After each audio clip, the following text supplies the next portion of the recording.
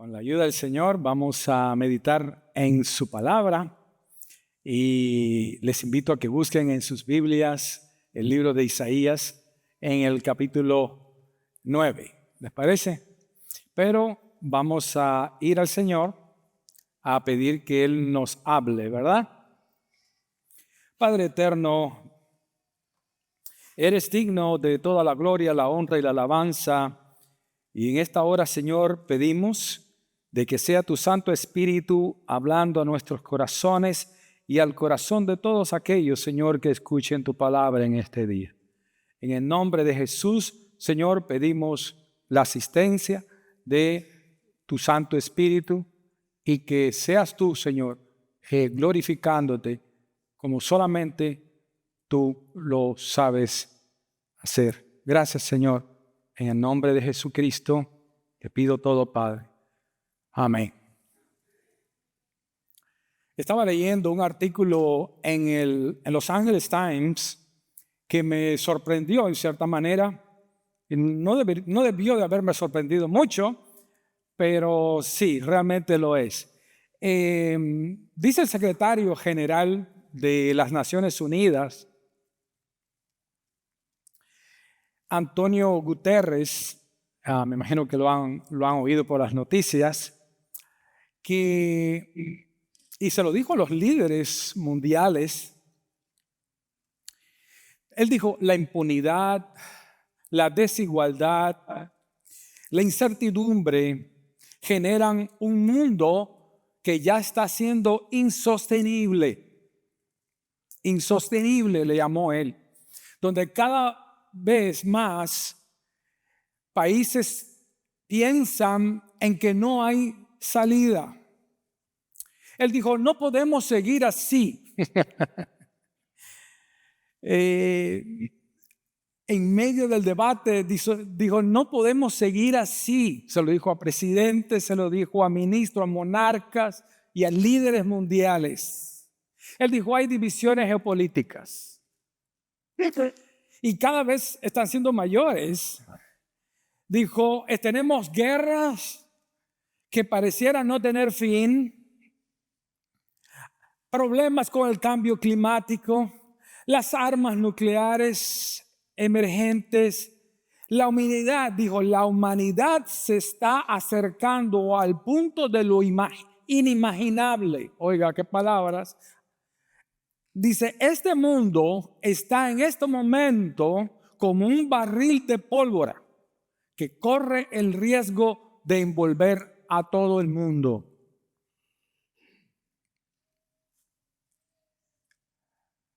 Las naciones hoy, si echamos un vistazo, las naciones de hoy en día están en una constante oscuridad. No solamente mi país, en Cuba, México, vea todos los países de Latinoamérica. Vea la oscuridad, las tinieblas que hay en nuestros países. Todo es oscuro. Y esto por rebelarse contra Dios. Esa oscuridad, hermanos, se siente en la falta de paz mundial, en el estrés que vive la gente, en el miedo al futuro. No sabemos qué es lo que va a pasar. Las pandemias, el hambre, la miseria, la proliferación del crimen, la inseguridad, la carestía, donde usted antes iba a comprar con $100 algo y ahora regresa tal vez con la mitad o menos de sus alimentos. Pero Israel vivía también una oscuridad. Y tenía una oscuridad política. Si nosotros hacemos un poquito de historia, nosotros nos podemos recordar que Israel era una nación unida en el reino de Saúl, de David y de Salomón. ¿Nos recordamos? ¿Se recuerdan? Pero se fracturó por la imprudencia del hijo de Salomón. ¿Y qué fue lo que pasó? Roboam se quedó al sur con Judá, que se le llama Judá la parte del sur, y Jeroboam se fue al norte, que es llamado Israel, con 10 tribus. Se produjo una división. Israel, la parte norte, Judá, la parte sur, con un reino completamente dividido. Israel, la parte norte, las 10 tribus, se confabula con Siria, que le quedaba al lado. ¿Para qué? Para atacar a Siria, que era el imperio dominante de aquel entonces. Pero ellos, el reino del norte con Siria, necesitaban el apoyo de Judá, de la parte sur de Israel. Y por supuesto no iban a tener, como estaban divididos, no iban a tener el apoyo del sur. Entonces, ¿qué es lo que decidieron? Bueno, la única manera era invadirlo y atacarlo. El rey Acaz de Judá, que estaba en la parte sur, en vez de clamar a Dios y pedir a Dios por ayuda, lo que hace es ir a Siria, el imperio, y pedir ayuda. Y Dios le advirtió al rey Acaz: mira, no vayas a pedir ayuda a los asirios, confía en Dios. Y hay una palabra que nunca me olvido. El Señor le dijo a Acaz y al reino del sur: si ustedes no creen, no van a permanecer. Pero no, decidieron no confiar en la palabra de Jehová y se fueron con los asirios.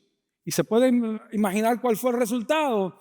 Bueno, sí, consiguieron una paz muy momentánea, pero Asiria, ¿qué es lo que hizo? Los traicionó, y Tiglat-Pileser, el rey de los asirios, conquistó no solamente el norte, y lo conquistó a ellos al sur también en el año 736 antes de Jesucristo.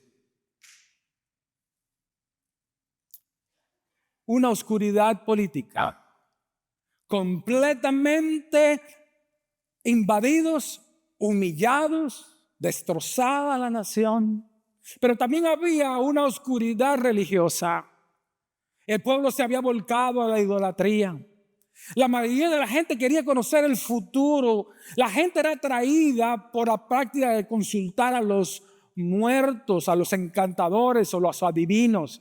Esa era la situación, hermano, que estaba pasando en Israel.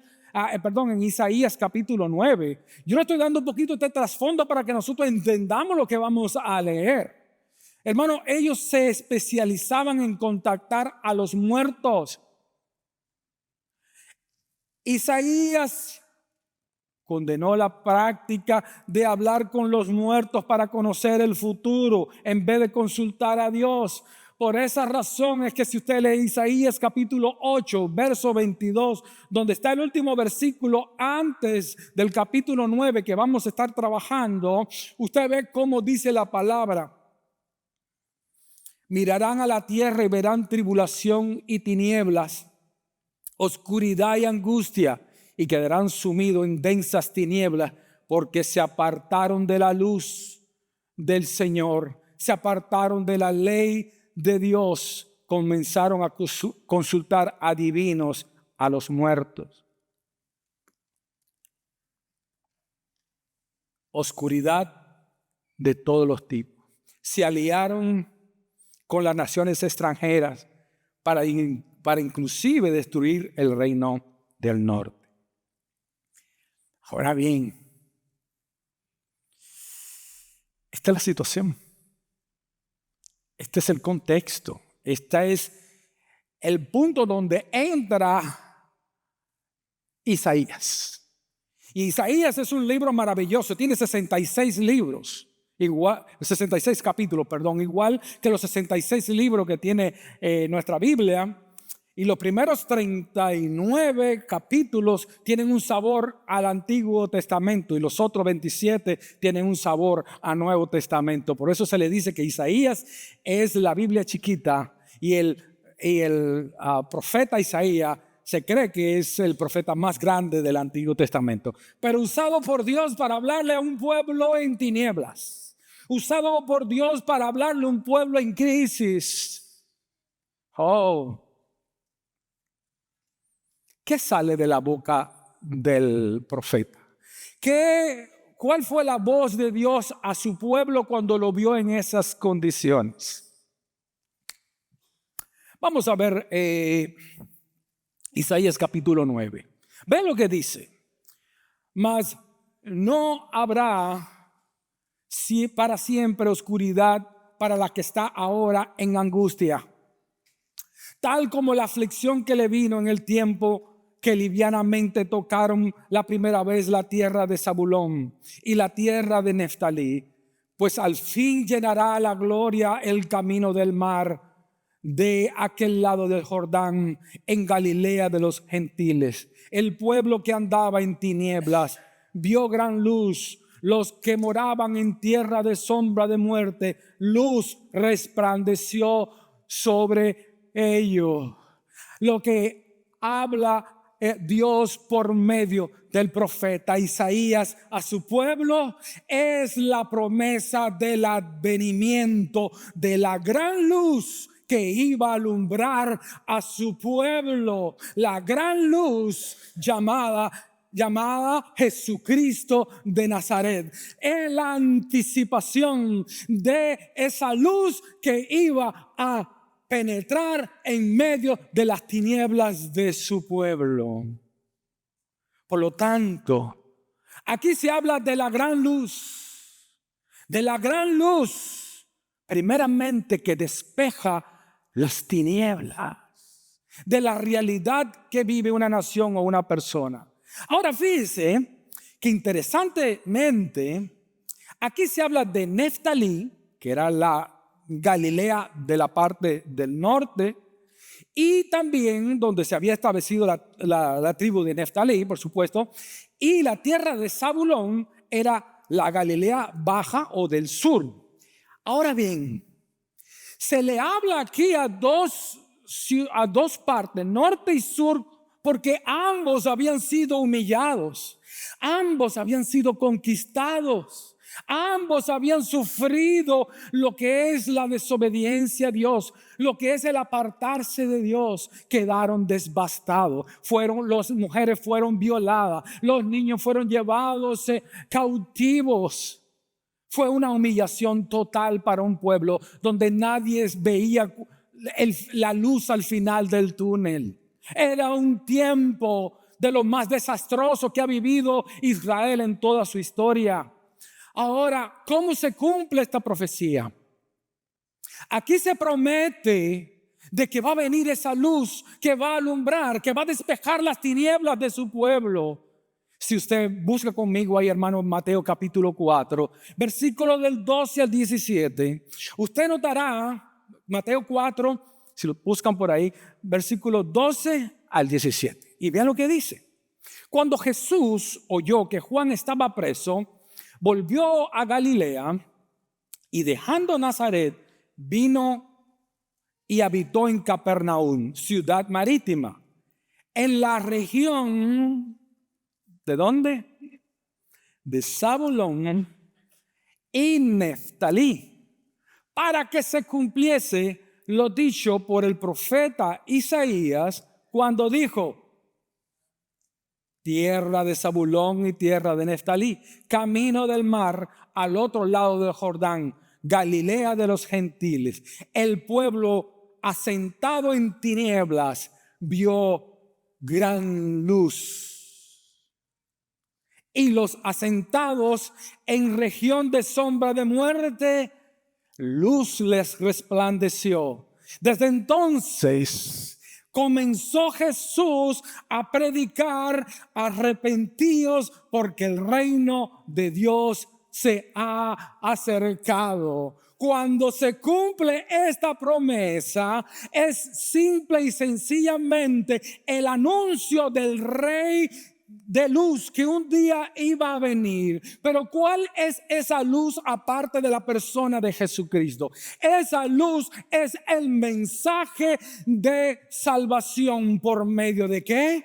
Por el mensaje del reino de los cielos. No es ven y que Dios te va a multiplicar. Si tú le das $1,000, Dios te va a dar 2,000. No es el mensaje corrupto que se ve hoy en día por los medios de comunicación. No es tratar de agradar a las personas hablándoles bonito. Se trata del mensaje centrado en el evangelio de Jesucristo de Nazaret. No se trata de atraer a la gente tratando de adularle o alcahuetearle. Se está hablando del mensaje confrontativo. Se está hablando del mensaje de salvación, pidiéndole a este mundo pecador: arrepiéntete, haz un paro en tu vida, porque si no te arrepientes vas a ir al infierno. Y ese mensaje no ha cambiado, y ese mensaje el que tenemos que proclamar desde las azoteas, de que Jesucristo es la luz del mundo y que este mundo necesita arrepentirse. Necesitamos arrepentirnos. Ese es el mensaje de la Navidad. No solamente son abrazos y besos, es el mensaje que no podemos dejar de predicar. Si Jesús predicó arrepentimiento y fe, a nosotros también nos toca predicar el mismo mensaje. Es el mensaje de salvación. Es el que verdaderamente cambia a las personas. La adulación no cambia a nadie.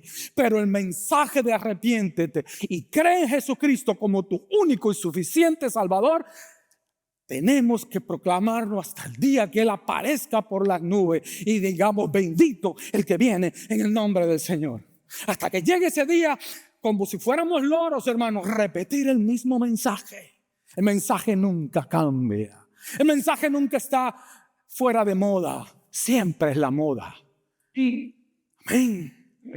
Las tinieblas que representan el pecado resulta en el resultado de vivir una vida rebelde hacia Dios. La luz que es Cristo, la luz que es Cristo, es ese mensaje de arrepentimiento y de creer en Él. Cuando una persona verdaderamente se arrepiente. Ahora, ¿por qué razón predicar arrepentimiento? Bueno, usted no va al médico a menos que usted esté consciente de que está enfermo.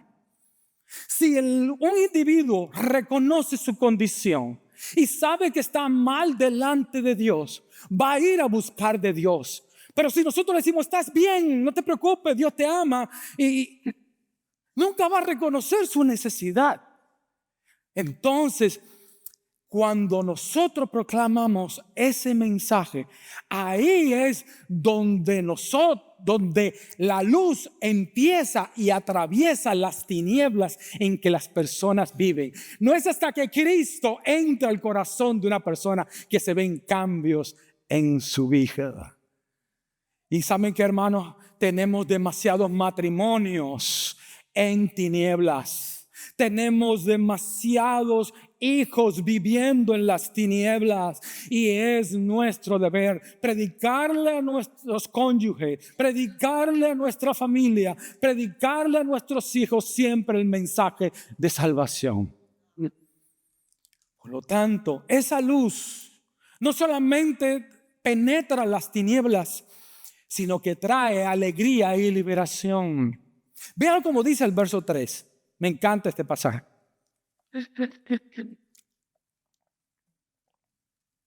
Multiplicaste la gente y aumentaste la alegría. Se alegrarán de ti como se alegran en la siega, como se gozan cuando reparten despojos, porque tú quebraste su pesado yugo y la vara de su hombro, el cetro de su opresor, como en el día de Madián. Aquí se menciona el día de Madián. ¿Se recuerdan del día de Madián? ¿Qué es lo que pasó en el libro de los Jueces? Fue un periodo donde el pueblo estaba también oscurecido, para variar, ¿verdad? Sí. Oscurecido, lleno de pecado. Los líderes se habían corrompido. Los madianitas y otras naciones atacaban al pueblo de Israel. De cómo Dios en este periodo, cuando menciona a Madián, en medio de las tinieblas, si se recuerdan de la historia, levantó, valga la redundancia, levantó libertadores de cómo Dios usó a hombres imperfectos como Gedeón. Pero aquí se habla de la multiplicación de la alegría, de la victoria por medio de la luz, no de Gedeón, sino de la gran luz del rey que traería alegría, gozo, paz cuando nos arrepentimos y nos entregamos de todo corazón al Rey de Reyes y al Señor de Señores. Aquí habla, fíjese que si usted nota la progresión de este pasaje, primeramente llega la luz a un individuo, y una vez que llega la luz que es Cristo y el Señor lo transforma, esa persona se arrepiente, cree en Cristo y pone su fe en Él como único y suficiente Salvador. Vea lo que sucede después y lo que habla el libro de Isaías. Viene la alegría y la liberación. Ahora, aquí hace mención de la liberación. Las alegrías, hermano, aquí el mismo autor lo compara como, ¿cómo podríamos ponerlo en nuestros tiempos? Es como si alguien venga con una bolsita de dinero y te digo, vaya, aliviánate. Y ahí hay $50,000 en cash. ¿Cómo saltaría usted, hermano? Yo por lo menos hasta allá arriba saltaría. Si me hagan una bolsita, mira, aquí tienes $50,000 para que te alivianes, para que pase la Navidad bien. Hermano, la alegría, el salto es enorme y es inevitable que la persona se sienta contenta.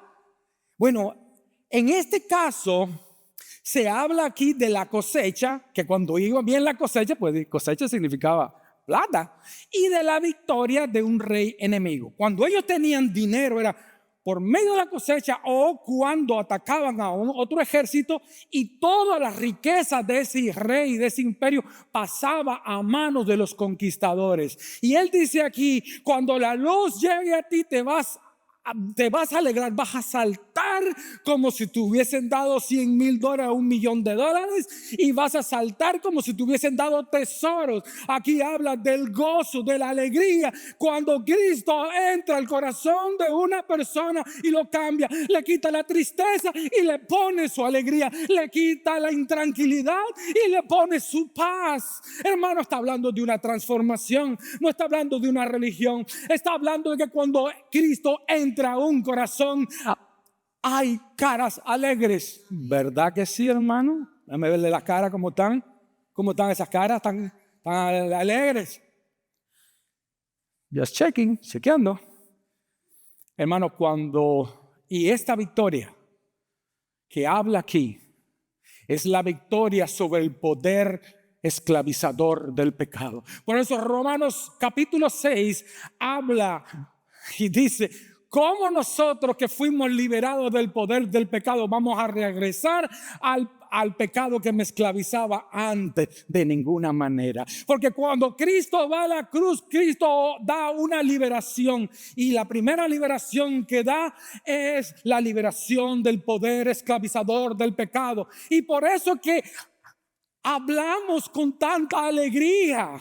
Hermano, yo tuve en mi iglesia hace unos años atrás un hermano que era homosexual, era transvesti. El Señor lo cambió, el Señor lo transformó. Él tuvo toda su familia y siempre entraba al templo con una sonrisa en su cara, porque dijo, el Señor me cambió, el Señor me transformó. Porque Cristo no es una religión, es una transformación de adentro hacia afuera que se nota en el rostro. Se nota cuando alguien tiene a Cristo, y cuando no lo tiene, hay un gozo y una alegría porque Él me libertó del poder del pecado.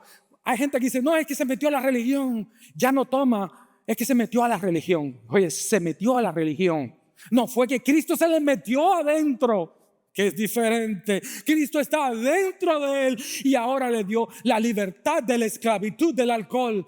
Le dio la libertad de la esclavitud de la prostitución. La libertó, y cuando él se siente libre, da un canto al Rey de Reyes, al Señor de Señores, que lo liberó del poder esclavizador del pecado. Y también dice la palabra que nos libertó del poder de Satanás. Por eso es que dice la palabra que en la cruz Cristo Jesús dice que exhibió a los principados y potestades y triunfó sobre ellos en la cruz. Estamos libres del poder del pecado, estamos libres del poder de Satanás. Satanás no nos puede tocar. Satanás no puede tocar al Hijo de Dios sin el permiso de Dios, porque ahora estamos libres. Hemos pasado de muerte a vida, hemos pasado de tristeza a alegría, hemos pasado de intranquilidad a tener la paz del Señor. Amén. Es algo que se ha producido, que es real. Entonces esa luz iba a traer alegría. Esa luz iba a traer paz. Esa luz iba a traer liberación. Pero mire cómo termina esta parte.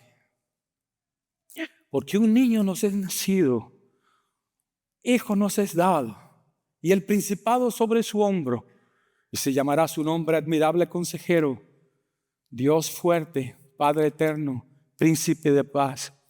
Los dilatados de su imperio y la paz no tendrán límite. Sobre el trono de David y sobre su reino, disponiéndolo y confirmándolo en juicio y en justicia desde ahora y para siempre. El celo de Jehová de los ejércitos hará esto. Se profetiza de un niño. Ojo. Se profetiza de un niño y se le dan los siguientes títulos: admirable consejero, que dicen los eruditos que es una sola frase, no es admirable consejero, sino admirable consejero. Dios fuerte, Padre eterno, príncipe de paz. Sí. Interesante, ¿verdad? Te digo, qué interesante, si eso lo oigo yo todas las navidades. Pastor, qué interesante, ¿eh? Muy interesante. Yo diría que es muy interesante. Porque aquí se le llama admirable consejero. Y sabe usted, hermano, de que este título solamente es un título que se le da a la divinidad, a Dios. Ahora, ¿cómo sabemos que ese título admirable es un título divino que solamente se le da a Dios? Bueno, si usted va al libro de Jueces, capítulo 13, verso 18, usted se va a recordar de la historia de Manoa. Recuerda que Manoa era el padre de... Muy bien. Cuando el ángel de Jehová se le aparece, ¿usted conoce la historia? Manoa le dice: ¿qué te parece si te hago un cabrito aquí como que hacen allá en el valle? No.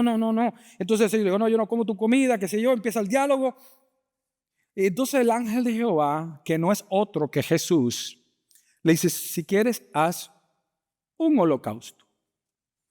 Y usted sabe que se quemaba el holocausto.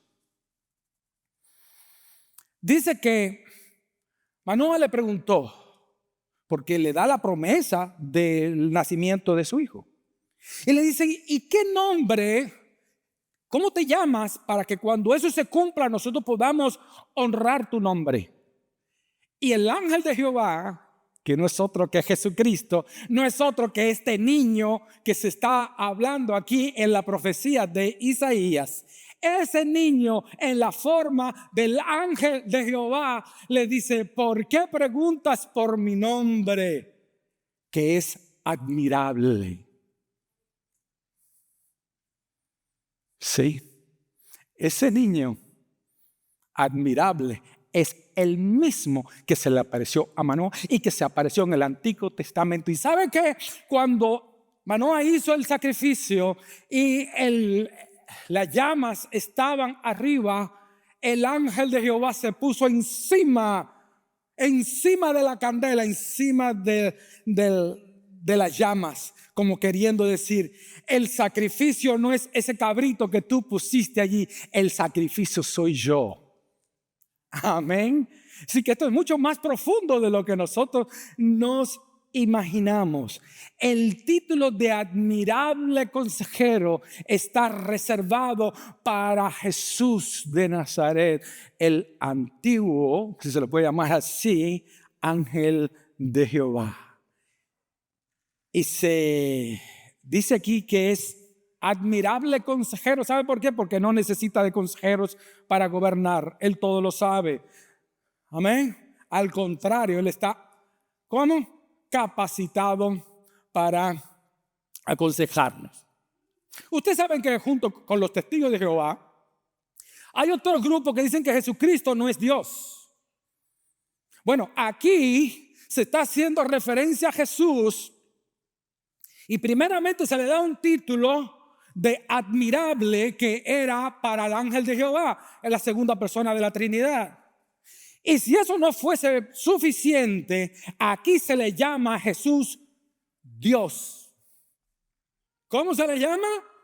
Dios. No se le llama hombre, se le dice Dios fuerte, no hombre fuerte, Dios fuerte. Por lo tanto, Jesús de Nazaret es Dios porque posee todos los atributos de Dios. ¿Quién fue el que pudo caminar sobre las aguas si no fue el que hizo las aguas? ¿Quién es este hombre que aún los vientos le obedecen? El que hizo los vientos. Dios fuerte, Dios todopoderoso, el que tiene poder para cambiar cualquier tipo de situación atmosférica o cualquier tipo de situación que usted pueda tener. El que calmó los vientos también puede calmar, mi querido hermano, la tribulación por la que usted esté pasando, porque Él es Dios fuerte, Dios todopoderoso, que nada es imposible para Él. Tenemos a un Dios admirable, tenemos a un Jesús, y permítanme, hermano, que me llene la boca de hablar de Jesucristo. Permítame que yo me llene la boca de hablar de Jesucristo como que, como Dios fuerte. Como Dios fuerte, como admirable, admirable, que cuando uno ve su poder uno se queda pasmado, que cuando Juan lo vio en la revelación de Apocalipsis, dice, caí como muerto. Admirable por su majestad, admirable por su poder, admirable por su amor, admirable por su sacrificio. Tú eres digno de abrir los sellos, porque tú fuiste inmolado. Tú eres digno y tú siempre seguirás siendo digno. Aleluya. Permítanme que me llene la boca de decir y alabar el nombre de Jesucristo. Él es el Dios fuerte, Él es mi consejero, Él es mi luz, que cuando yo no sé qué hacer y voy a su palabra, Él me habla por medio de su palabra. Él es mi luz para no vivir en las tinieblas. Él es mi luz. Él es Padre eterno. ¿Y sabe por qué es Padre eterno? Porque no solamente Dios es mi amigo. No solamente es tu Dios, es tu amigo. No es aquel que te va a condenar, no es aquel que va a ir con el chisme si tú le confiesas algo, no es aquel que te va a criticar, es aquel que te va a tomar de tu mano derecha y te va a decir, no temas, yo te ayudo. Porque hay muchas personas para condenar, pero muy pocas con el deseo de querer ayudar, con el deseo de compadecerse de la persona cuando está caída. Mucha gente simplemente lo pisan y siguen criticando y siguen demoliéndole el prestigio a la persona. Pero Cristo no. Cristo me agarra allá afuera después de estar pisoteado y me levanta y me dice, yo soy tu amigo. Y ese es para ti también. Si tú has confiado en Cristo Jesús como tu Salvador, Él es tu amigo. Él es tu papá. Él es tu papito. Es Abba Padre, Abba Padre, Abba Padre, papito lindo. Ese eres tú, Jesús de Nazaret. Permítanme que me llene la boca de hablar de Él. Él es un Dios íntimo. Él no es una religión de venir el domingo a la iglesia ya, de que cumplí con Dios. No. Es lindo venir a la iglesia y gozarnos de la palabra, ¿verdad? Pero qué lindo es tenerlo a Él en el corazón y sentirlo, de que Él te calma la ansiedad, que Él te calma el estrés, que Él te da fe, que Él te levanta, que Él te comprende, que Él dice tu palabra. Yo me acuerdo de que son polvo, yo te entiendo, que se compadece de mí, que se compadece de ti. Qué lindo es ese rey que iba a venir y que ya vino. Y dice que es un príncipe de paz, haciendo una alusión a la paz individual y también al reino milenial. Que cuando Él venga, hermano, y tome control de esta humanidad, ¿sabe lo que va a pasar? En su reino milenial, cuando Él venga en las nubes, ¿sabe lo que va a pasar? Él va a establecer su reino. Y se cumplirá la profecía de que el niño jugará con el león, de que habrá paz, de que los sinvergüenzas van a ser castigados, de que va a haber gobierno justo, que va a haber gobernar con vara de hierro aquí en la tierra. Príncipe de paz, y el que trae la paz al corazón y a nuestros gobiernos y a la vida de cada uno de nosotros. Ay, esa luz ya vino. Jesús de Nazaret, el prometido, vino y vendrá por segunda vez cuando Él aparezca en los cielos y todo el mundo va a tener que decir bendito el que viene en el nombre del Señor por segunda vez. Vamos a cerrar nuestros ojos, hermanos. Yo no sé si tú estás aquí en el día de hoy